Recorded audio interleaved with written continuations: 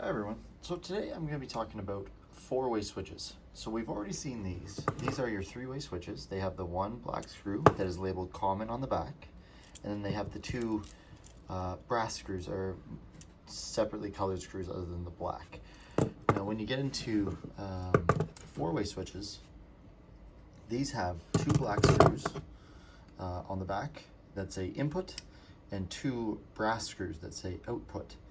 Now, a four-way switch would be used in situations where you have a longer hallway or you want to be able to turn off a light from more than one location, more than two locations, I mean. So you'd have two three-way switches at the end of your hallway, but you say you had a bedroom in the middle that you want to be able to turn the lights off there also. You could have multiple switched locations. You can expand it to as many as you want. It doesn't limit at three.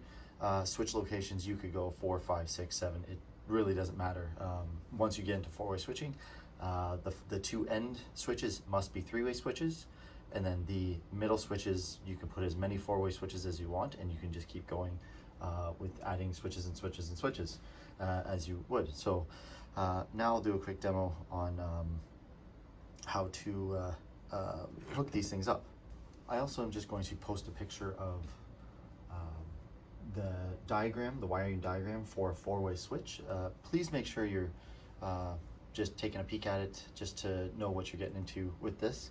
I'll be putting it in the video right now, but it is also on eConestoga in the shell for week, what are we in? Going into week 4, I believe. Over halfway. All right, I'll be right back once I get all set up. All right, so now that I'm all set up, I'm going to go through the hooking up of the four-way switch. So right now we have just a three-way switch. Now I didn't put a box on just so it's easier for you guys to see, but we have our 3-wire with our travelers, the red and the black, on the silver screw. And if you can imagine this 2-wire here going to our power supply, that is, just like in the other video, that would be on your common screw, the black screw. Okay, and then we have our whites threaded together. That would bring us along that wire to where we would hook up to our 3-way switch. I built the other one just on the other side just to save some time, but this one is essentially the same. The black wire from the 2-wire here goes on your common, and the red and the black wire from your 3-wire would go on the traveler screws, the brass colored screws on your 3-way switch. So to hook up your 4-way switch, you're going to look at the back, and you're going to have something that says input and output. Now, really, it doesn't matter too much which end goes on which, as long as they're consistent. So, for instance, if you take this side here, they both have to go on the input because power's going in. Where this side here, they both have to go on the output. So, you flip them on, flip this around, just like this. And again, you're using your green Robertson screw to tighten these up. Don't use your flathead or anything else. It just doesn't do as good of a job. And you can strip them more if you use your Phillips. So we're wrapping, again, counterclockwise around the screws, and we're going to twist that tight. Just like that. And then we'll do the other side. A little difficult with no boxes. Okay, counterclockwise. Now the color of the wire doesn't really matter if you're not matching up. So you see here I have a red and a black on one side. Doesn't really matter. It will still work. Flip around, tie on